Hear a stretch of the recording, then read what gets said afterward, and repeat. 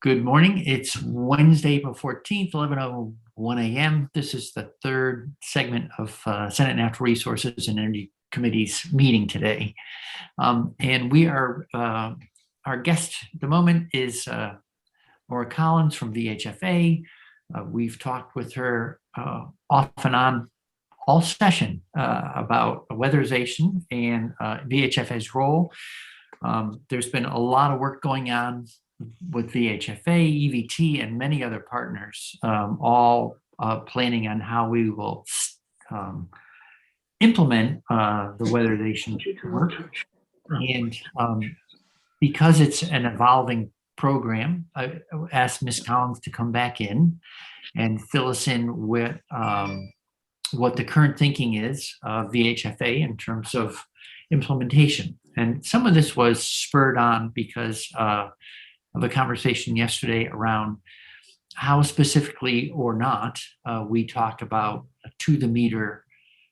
using a to the meter strategy in the language we pass. So, Mr. Chair, could I just ask implementation? I'm sorry, I just need a little bit more of a tee up here. sure. Implementation of what exactly, and what sort of thing are we looking for legislatively here? In terms of So, thanks for the clarifying question. So we have in S109 already, we've made a few edits in the last couple of weeks, but for the most part, we have the allocations all specified, and there's some guidance language around them. There was an amendment brought to the committee yesterday that became more specific still, and more, I guess, prescriptive about how we might implement. And that was why I asked about his the department. We're losing you, Mr. Chair. You're muted. Let me. There you go. Better. Okay, so that's why I asked Mr. Poor this morning about the department's perspective on the amendment we just saw yesterday, because I wanted to understand if they were comfortable with the guidelines and guardrails that we've put into statute currently, as opposed to making them sort of tighter and narrower. So the VHFA is actually the party that's going to have to implement. And so I want to make sure that what we're doing is, from our side, has a certain rigor to it, but at the same time, from their side, keeps the opportunities open enough so that they can deliver on what they've, I think, consistently said, which is they want to get the most work done for the dollars that they receive. And so let's not narrow their choices arbitrarily at the outset and limit their ability to deliver on that shared goal. So I'm almost putting words in Ms. Collins' mouth there. So I'm going to stop and turn to her and ask her to just fill us in a little bit. And I did actually ask Jude to send on to her the amendment that we had yesterday. I don't want to get stuck on that, but I'd rather start first and just an update on where VHFA is on their thinking with, there's a $9 million appropriation. How do they, at this time, see that being used? Great, thank you. Thank you. I'm Maura Collins. I'm with the Vermont Housing Finance Agency, and I really appreciate the opportunity to come back and give you an update on our work to date and our intentions. And at the tail end, I will speak a bit to that amendment that is before the committee. You've heard from Senator Bray and from others that there's a collaborative group of Efficiency Vermont, Vermont Gas, Energy Futures Group, VHFA, Department of Public Service, VIPSA, NeighborWorks, VNRC, many others who've been working collaboratively on the efforts to bring weatherization to scale. You've heard about workforce development, outreach, customer assistance. I'm here to just speak about the financing of weatherization projects.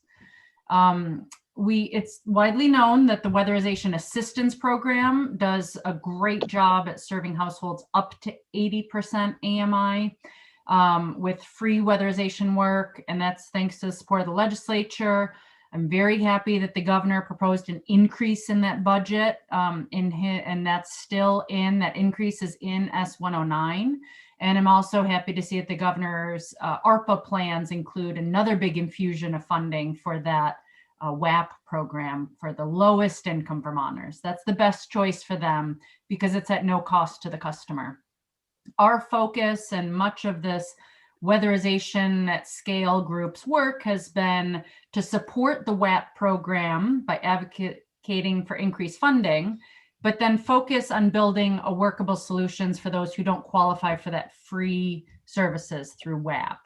The people at the uppermost range of who's eligible for WAP going up to 120% of area median income.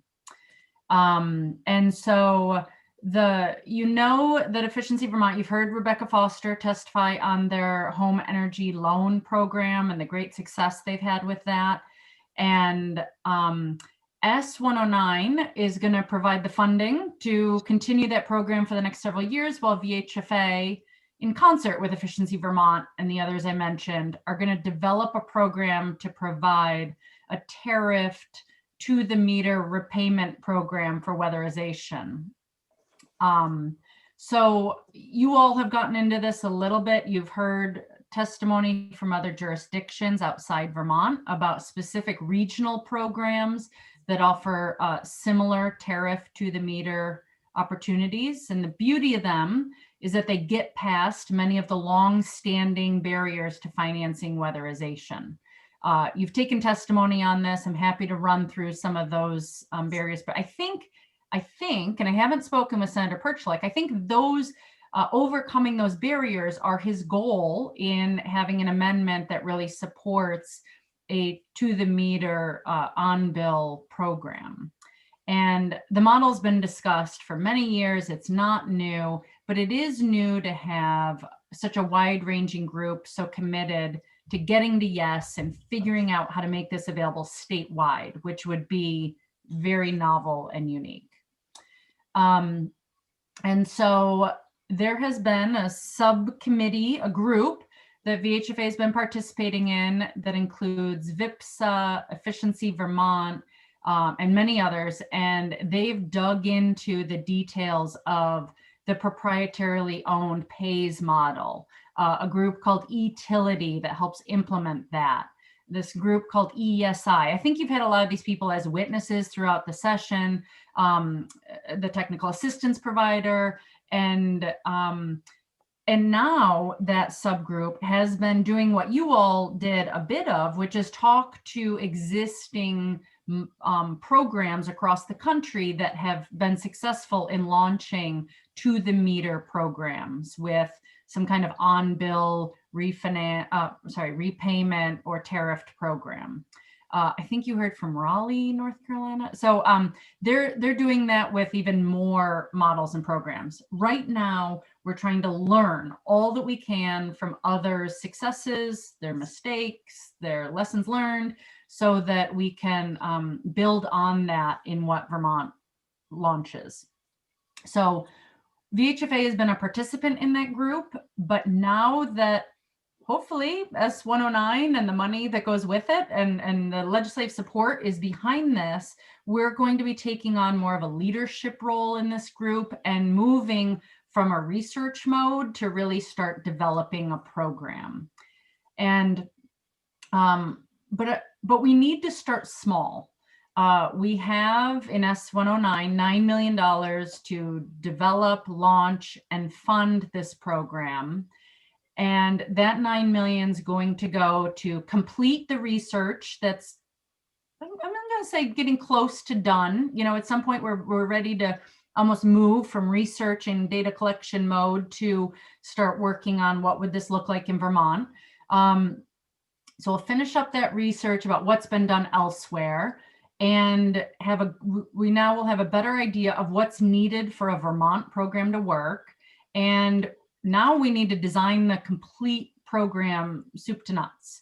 So when I say that, there are so many unanswered questions, and this is going to scare you a little bit when I say that I don't have answers to any of what I'm about to tell you. And some of these are going to sound like, well, there's an obvious answer. It's Efficiency Vermont will play that role. And for others, you're going to say, wow, that sounds like a real deal breaker. How will they get over it? Like, is is this program only going to use certified contractors? What certifications do we require? Who monitors the work of the contractor? Are there standard terms for payouts of projects, like no more than a third of the money goes out at the beginning for consumer protection reasons, or should it be half upfront? And who certifies that the work's done at the end? Who does the payment servicing? Is it the utility? What software do they need in order to do that extra work? If there's a repayment paid through the utility bill, we're going to have to go through a whole regulatory process with Department of Public Service and establish a tariff. There actually are some existing tariffs that may work. We could build on possibly.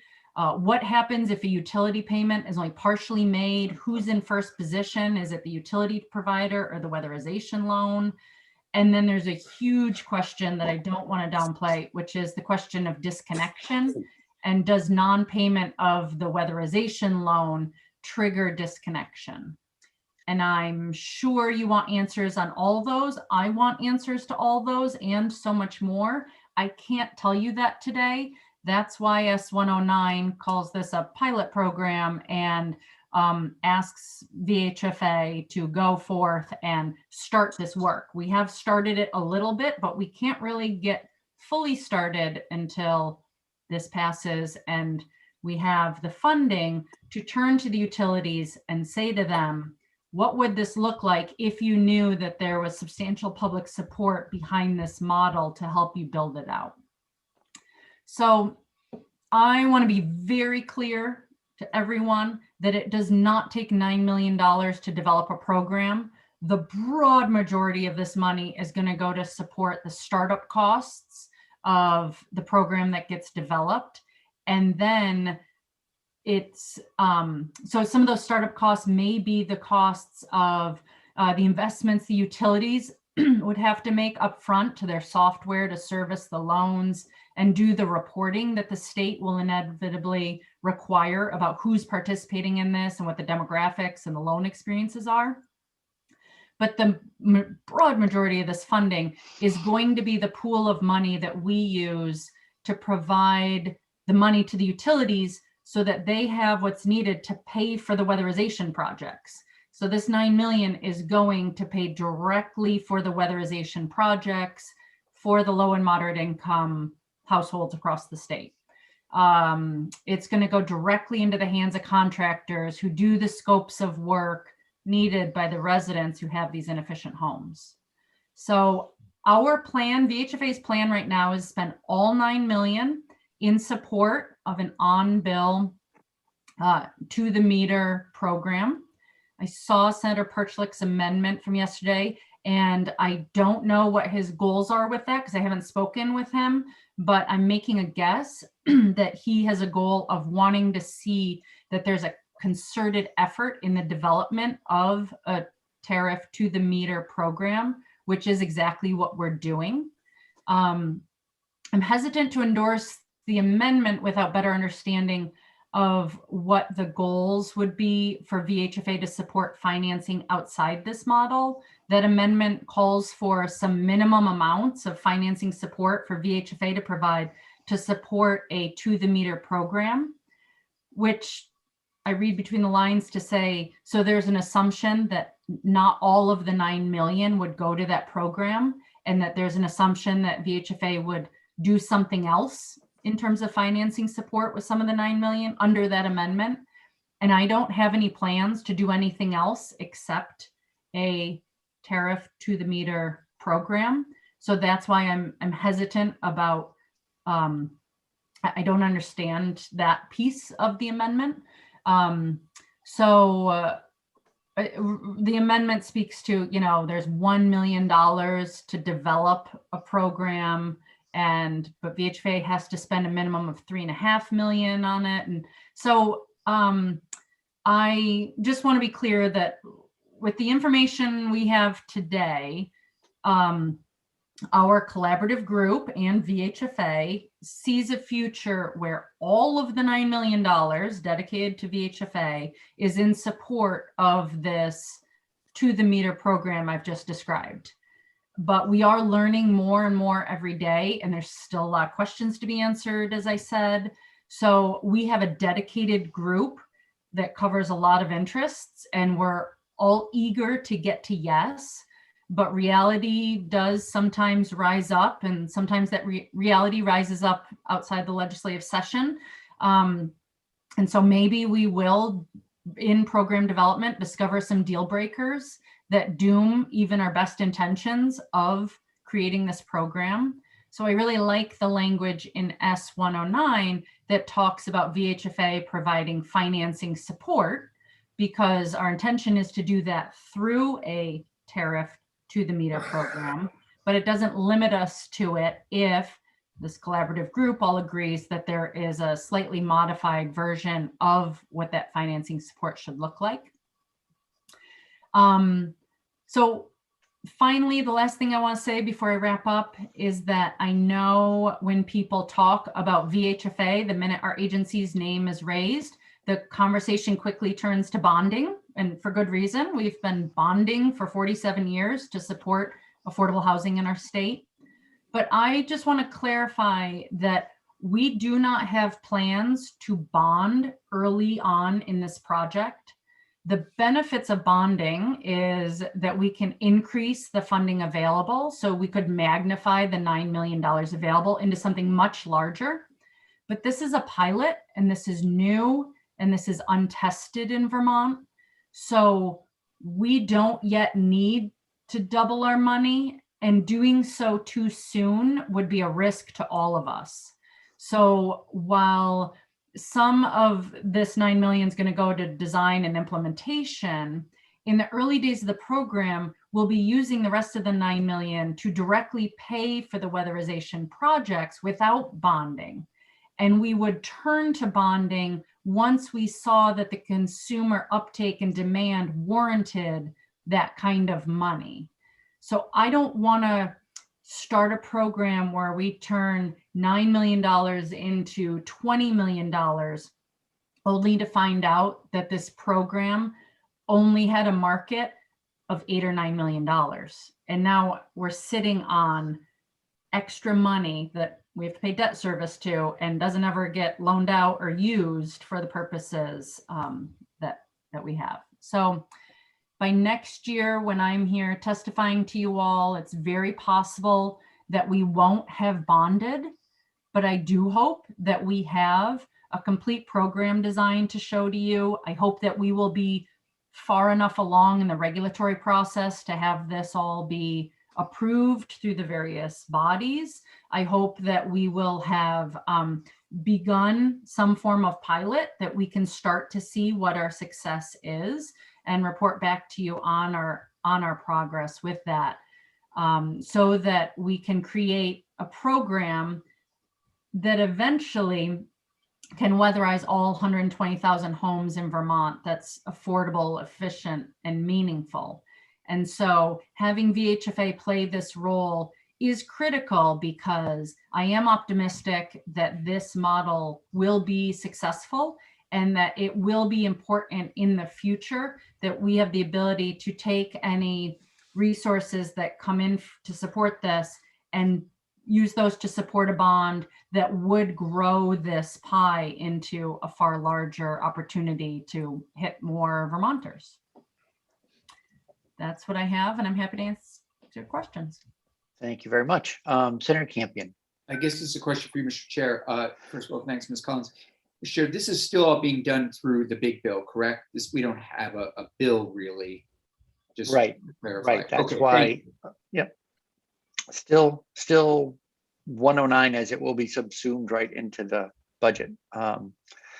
And plus the edits that will bring down the hall to a probe set at the end of this week. So we've done, and I'm referring there to the drafts that Ms. Chakowski has done. So we're up to draft 5.1, which has had some sort of point edits along the way that we've been accumulating. Okay, well, Just yes. while you're speaking of those edits, I haven't seen the latest draft, or the latest draft I saw still has VHFA listed, I think, in the workforce development study group. And while I appreciate the invitation to participate, we don't have a long history in working directly with the workforce in this way. So I'm not sure what value add we can Okay. offer. If you had a work group on financing, we'd be right there, but we could probably be stricken from that relatively easily. Okay, and to that point about, so there's three, I put up two figures. There are three, there are three work groups. Two are formal. One is the workforce group. The other is related to counseling. We've been calling it, kitchen table level counseling and outreach. And the third is not a formal group, but this committee knows that one of the lifts that is going to belong to the legislature is finding long-term funding. And so I think, that's something we own and we will work on during the time between now and January. So for workforce and for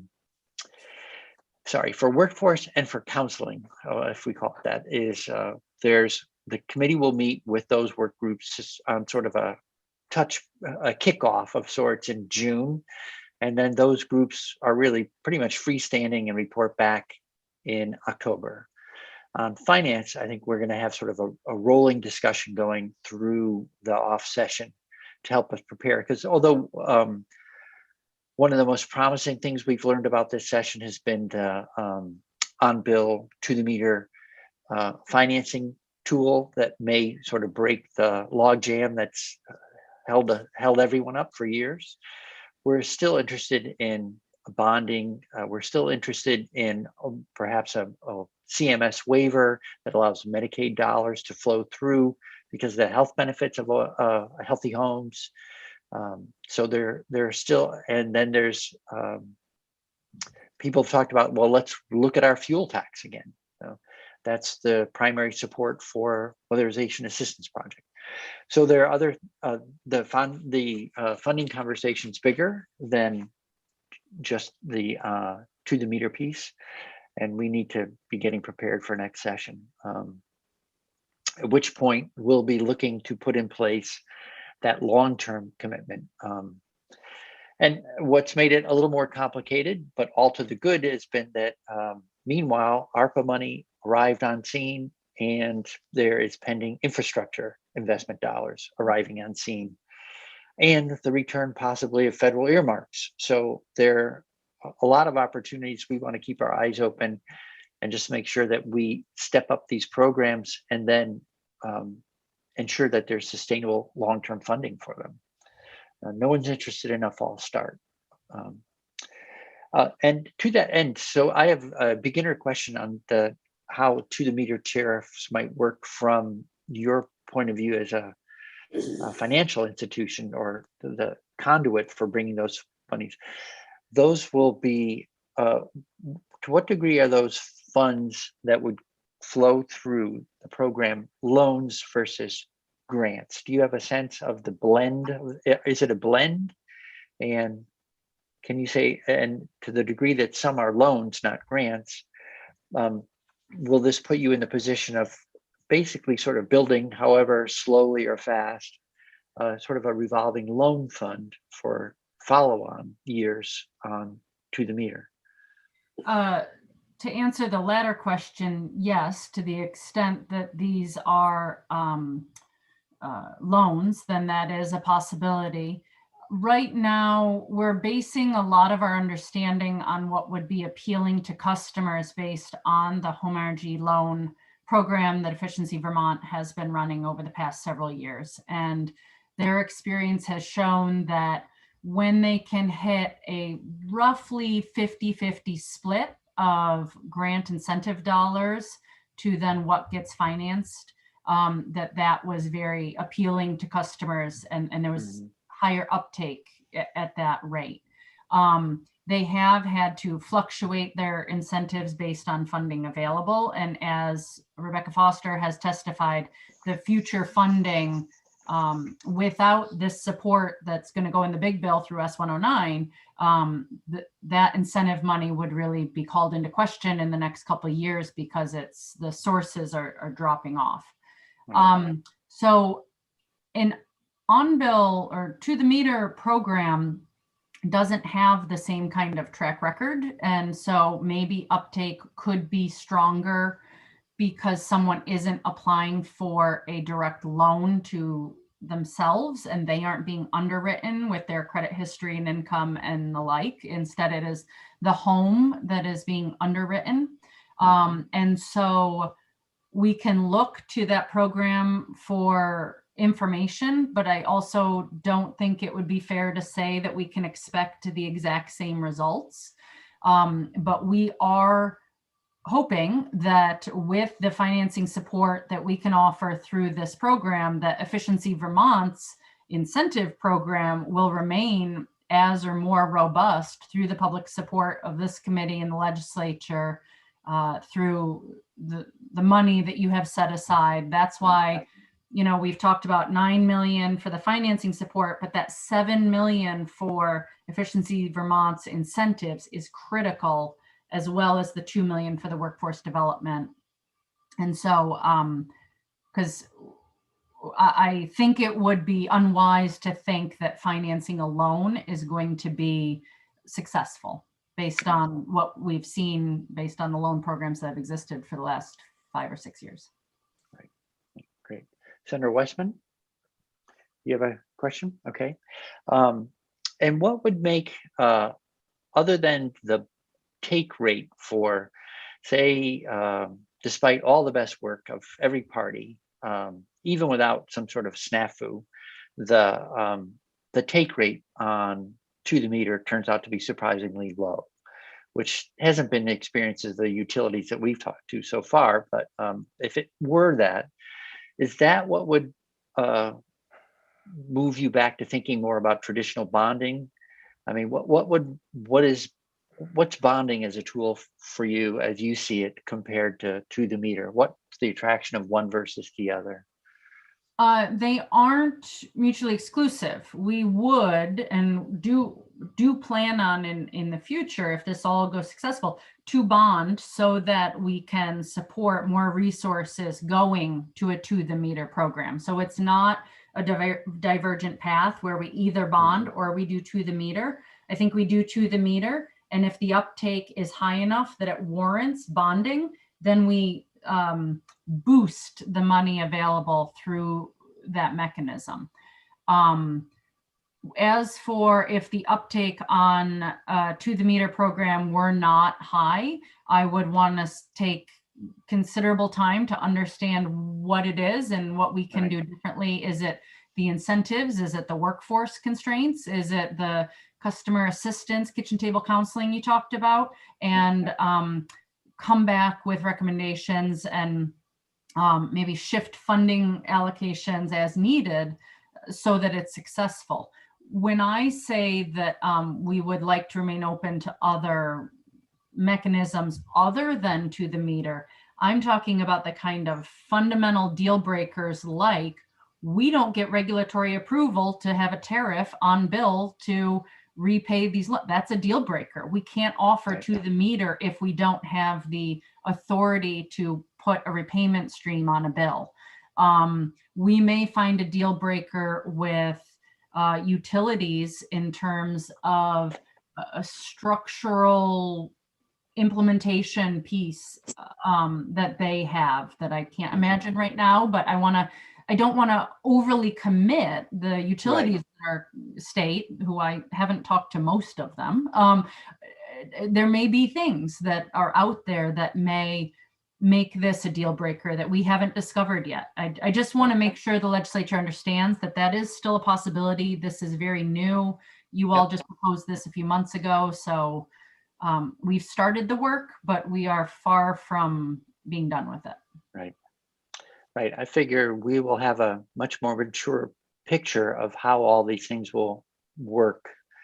Finance, workforce, counseling, prior to next session, but not much prior to next session.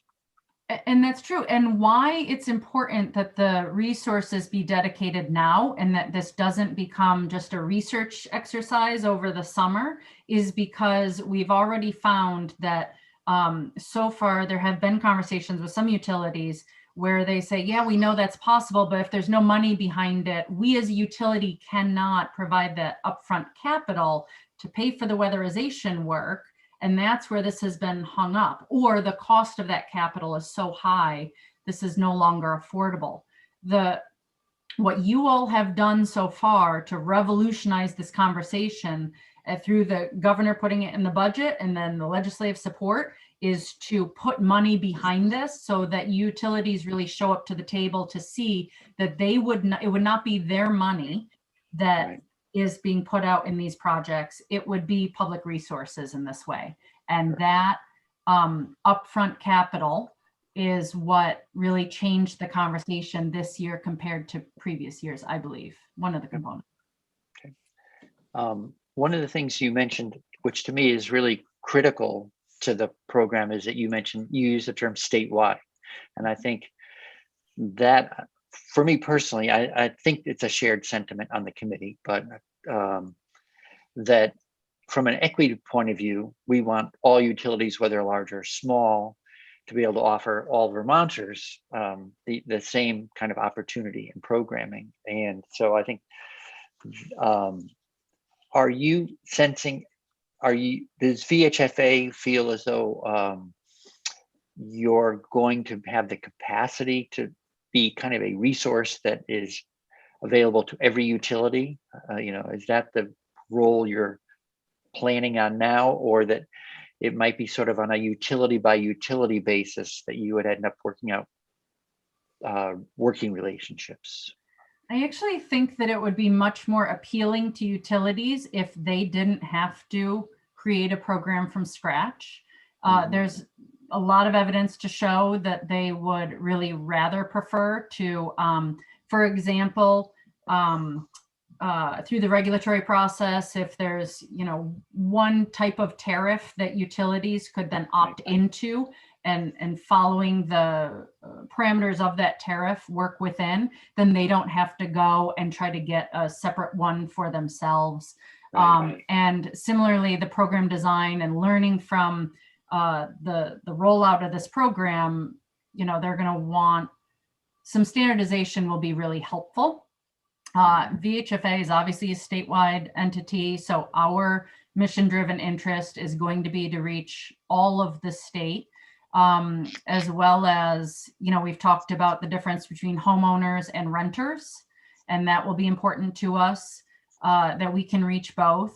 I do see ways that this is easier to figure out with certain meters over others, like single-family homes, which doesn't necessarily mean always homeowners, because half of our rental stock is actually single-family homes. And so we can hit owners and renters with that, but we're not going to solve the hardest problems on day one. This is going to be a growing, learning, developing program. And so on day one, it is possible that there may be some rental units that we can't cover immediately. And we start this with single-family homes, whether they be owned or rented, where it's just one house meter. But we are committed to continuing this project over the coming decade, and I hope it doesn't take that long, so that we can reach all 120,000 homes that need it statewide. Okay, great. Yeah, and Mr. Poor was in from the department this morning, and we brought up the amendment, and he suggested support for not, basically did not speak in favor of the amendment because of the constraints. And in part, it comes back down to what we're talking about right now, that this is going to be a very active learning process. And what seems like support at this moment could turn out to ironically be a unwelcome constraint later. One other thing you mentioned, and I wanted to come back to, that's been important, we talk about it periodically, is the kitchen table counseling piece, because my understanding is VHFA works a lot with the same community of folks that the weatherization program would be targeted for. So is VHFA eligible for all income levels, but can you just say something about, the 80% AMI, 120 versus anybody? Who are, can you say a little bit more about your customers and your experience around counseling people on financial decisions? So those are two different questions. Speaking to income levels, VHFA has a statute that is fairly broad, to be honest with you, about who we can serve. And it probably reaches higher income levels than we're all imagining would be the target here. But this legislation speaks to a prioritization up to 120% of area median income. And that is absolutely where, just because we're allowed to do something, stretching up a bit above 120% AMI doesn't mean that we have a lot of experience doing that. And so, like, for instance, VHFAs for our programs, our average borrower buys a home that's about $180,000 and they have a $165,000 mortgage. We serve, right now, our mortgage customers all have to be below 80% area median income. So we serve that lower to moderate income Vermonter through our programs.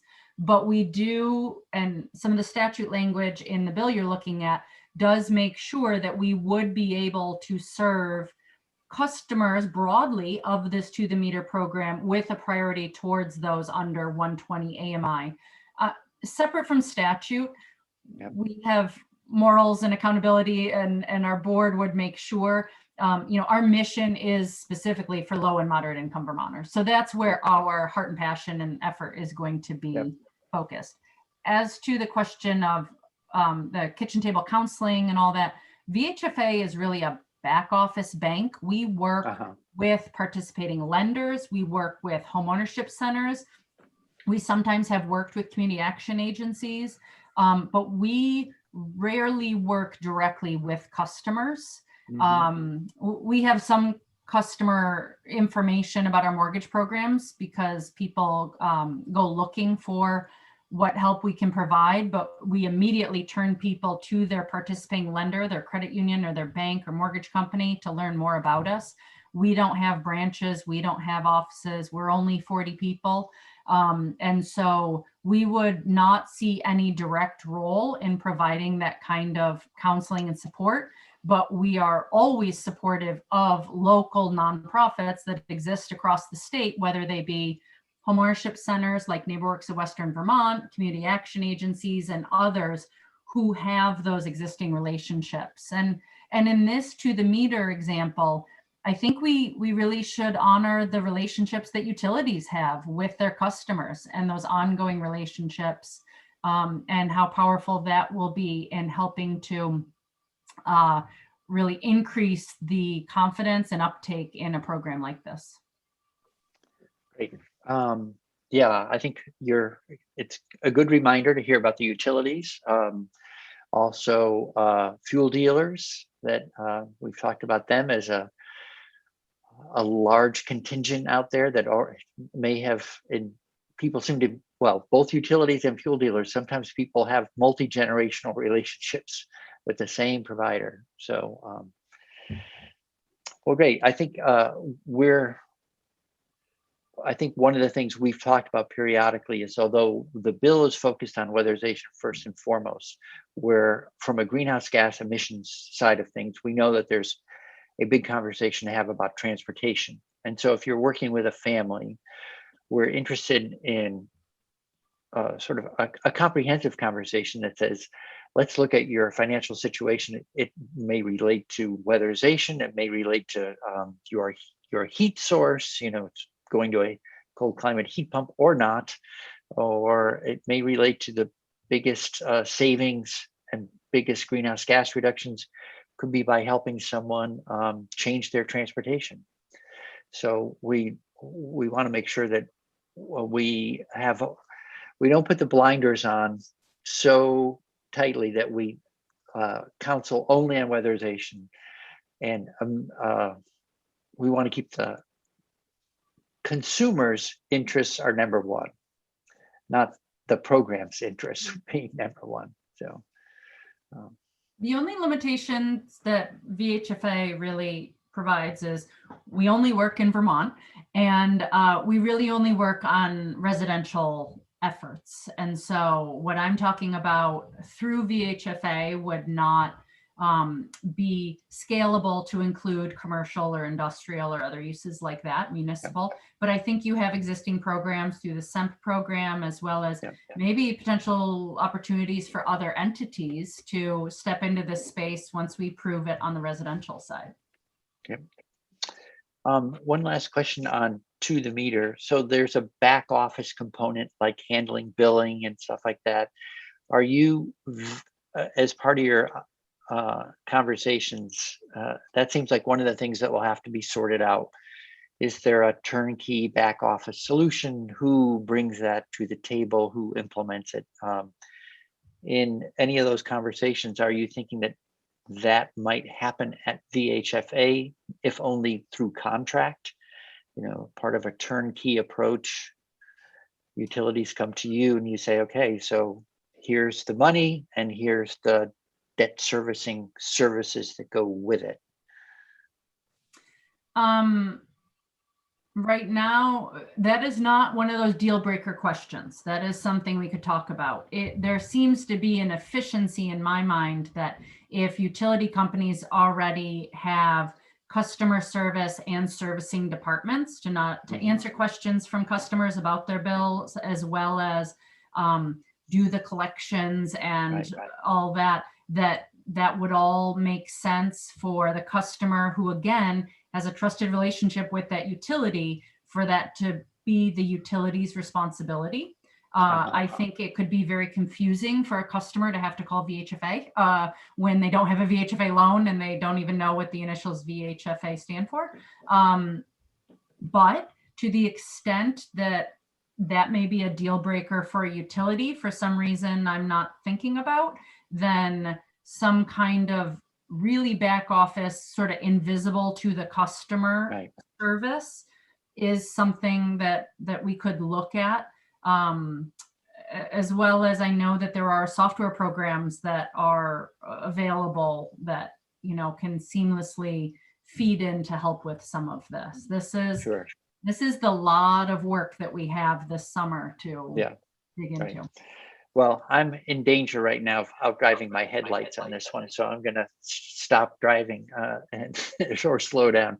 I can imagine it might be as invisible as there's a service providing the data that goes to the utilities, and they're just merging that data into their bill. No one would ever know that there was anything different. Okay. Well, thanks so much for coming in, updating us, and answering lots of questions, at least from me. I don't know if there's anyone else in the committee who has some follow-up questions. Great. Well, I'll just say I appreciate the energetic pursuit of this that at VHFA and with all the other partners. There's a lot of good work going on. And it's been very helpful to the legislature to have, we've had to sort out a role to play so that we can help provide what we need to help this group succeed, basically.